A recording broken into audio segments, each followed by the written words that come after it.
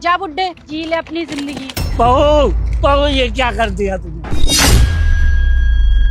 बहू, अगर मैं गिर जाता तो? अरे गिर जाता तो अच्छा होता ना, एक मुसीबत खत्म होती। अरे कैसी बात कर रही है? अपने ससुर से इस तरह से बातें करते हैं क्या? चल चल मुझे घर ले चल। घर? कौन सा घर? अबे बुड्ढे पागल वागल हो गया है क्या? कोई घर वर नहीं है। तुझे क्या लगता है मैं वापस लेके जाऊंगी? अब तो यहीं सड़ेगा, समझ में आया? और तुझे क्या लगता है मैं तुझे यहाँ पे टहलाने लाई थी? मैं अपने घर से 10 किलोमीटर दूर यहाँ पे इसलिए नहीं लाई थी, इसलिए लाई थी कि तुझे यहाँ पे छोड़ के चली जाऊं। कम से कम मुसीबत तो खत्म होगी।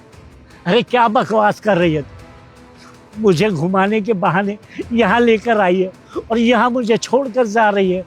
तो ये तेरी प्लानिंग थी कि मैं घर से दूर हो जाऊं और वापस घर ना पहुंच पाऊं? हाँ बुड्ढे, अब तूने मेरी सही बात पकड़ी ना। हाथ पैर बेशक से काम ना करते हो तेरे, लेकिन दिमाग बहुत सही चलता है तेरा। मैं ना यही सोच कर आई थी घर से। प्लान यही था मेरा कि मैं यहाँ तक लेके आऊँ और तुझे यहाँ पे लाके छोड़ दूँ। तूने ना जीना हराम कर रखा था मेरा। अरे मुसीबतें बना रखी थी, कभी ये कर दो वो कर दो। अरे बहू हूँ, नौकरानी थोड़ी, इसलिए मैंने सोचा मुसीबत ही खत्म करती हूँ। तेरे चक्कर में ना मेरा आना जाना घूमना फिरना सब बंद हो गया था। अरे पार्टी तक नहीं कर पाती थी मैं, बस तेरी सेवा में लगी रहती थी। क्योंकि तेरा बेटा जो है ना, तेरा बेटा हमेशा ही बोलता था कि पापा जी का ख्याल रखो। अब रखूंगी ना अच्छे से। यहाँ पे रहना, यहाँ पे बहुत लोग तुम्हारा ख्याल रखेंगे। ठीक है पापा जी? पर मैं तेरा ससुर हूँ, भला तू अपने ससुर के साथ ऐसा कैसे कर सकती है? बता बहू, मैं कहाँ रहूंगा, कैसे रहूंगा, क्या खाऊंगा क्या पीऊंगा? अबे ओ बुड्ढे, मुझे जो करना था ना वो मैंने कर दिया। मुझ पे रोक टोक करेगा तू? यहाँ मत जाओ वहाँ मत जाओ, छोटे कपड़े मत पहनो। है कौन तू? मैं अपने माँ बाप की नहीं सुनती थी। अब तू यहीं सड़ा रहे, तेरी जिंदगी ना यहीं अच्छी गुजरेगी। समझ में आया तुझे? देख बहू, मैं चल फिर नहीं सकता, मैं अपना गुजारा कैसे कहूँगा? तो खुद सोच बेटा। हाँ तो ठीक है ना, नहीं चल फिर सकता तो एक काम कर, कटोरा ले और भीख मांगना शुरू कर दे। तेरी कमाई भी अच्छी होगी और तेरे खाने पीने का खर्चा भी निकल जाएगा। मैं तो उल्टा तेरा भला कर रही हूँ, तू अपने पैरों पे खड़ा तो हो जाएगा कम से कम। वैसे नहीं तो ऐसे सही। मत कर बहू, अपने ससुर के साथ ऐसा मत कर। अरे विक्रम बेटा, तू ही समझाना बहू को। अरे मैं उस घर का मालिक हूँ, कम से कम इतनी तो कद्र करो बेटा। साहब मैं आपकी कोई मदद नहीं कर सकता। मैम साहब ने आपको ठिकाने लगाने के लिए 30,000 रुपये दिए हैं और मुझ जैसे गरीब के लिए 30,000 रुपये बहुत होते हैं। अच्छा, अब पता लगा बेटा कि तुम सब मिले हुए हो। मैं ये सब शेखर को बताऊंगा, उसे बताऊंगा कि तुम लोगों ने मुझे किस तरह से घर से बाहर निकाला है। अबे ओ बुड्ढे, तुझे जिसको बताना है ना बता। और तुझे क्या लगता है तू शेखर को बता देगा? तू बताएगा कैसे? शेखर तुझे मिलेगा तभी तो तू बताएगा। और शेखर यहाँ खुद तो चल के आएंगे नहीं, उनको सपना तो आ नहीं रहा कि तेरे साथ क्या हो रहा है। इससे अच्छा यही है तो अपनी जिंदगी यहीं गुजार ले, बहुत अच्छा होगा। ये फालतू के सपने देखना ना बंद कर। अरे विक्रम मत कर ऐसा। अरे तू तो मेरी बहू है। अरे बहू सुन तो सही, मत कर अपने ससुर के साथ ऐसा।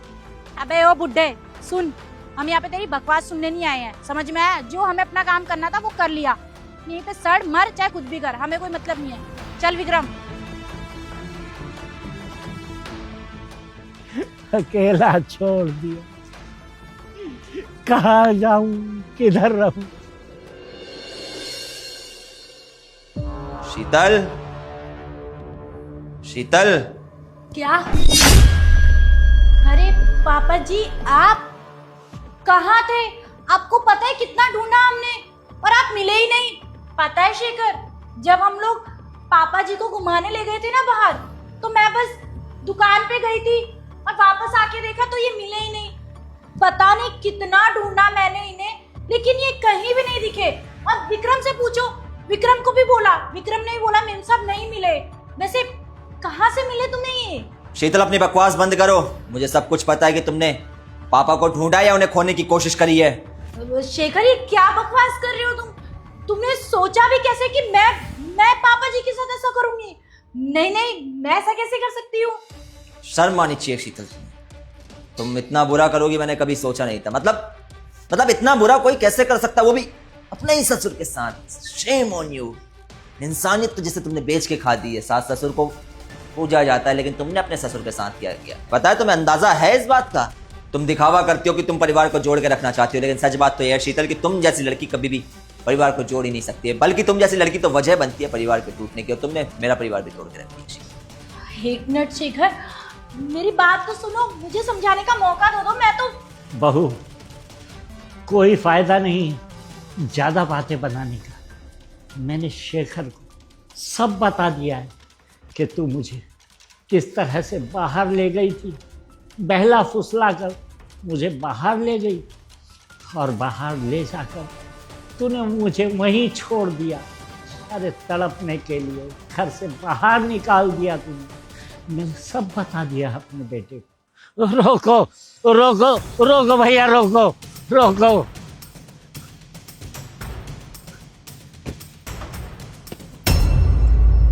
पापा, आप यहाँ इतनी रात को आप यहाँ क्या कर रहे हैं? आपको तो घर में होना चाहिए था।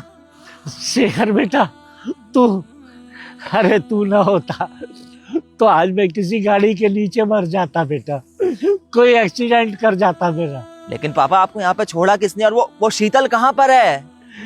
अरे बहू तो मुझे छोड़ कर गई है घर से 10-15 किलोमीटर दूर।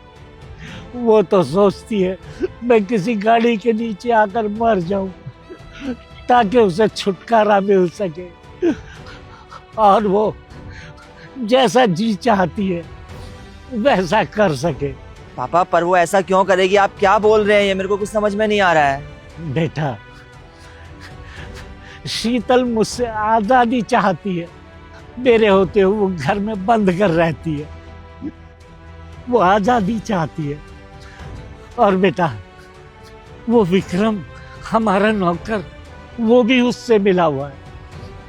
उसने भी 20,000 रुपए की खातिर उसका साथ दिया। मुझे यहाँ रोड पर छोड़ दिया मरने के लिए। बेटा, इस बुढ़ापे में मैं मरना नहीं चाहता, क्योंकि यहाँ मर जाऊंगा तो मेरी मिट्टी का पता नहीं कौन कुत्ता बिल्ली खाएगा। इसलिए बेटा, मैं यहाँ रोड पर नहीं मरना चाहता। मरूंगा तो बेटा बस तेरी गोद में। बस ये हक मुझे दे दे बेटा।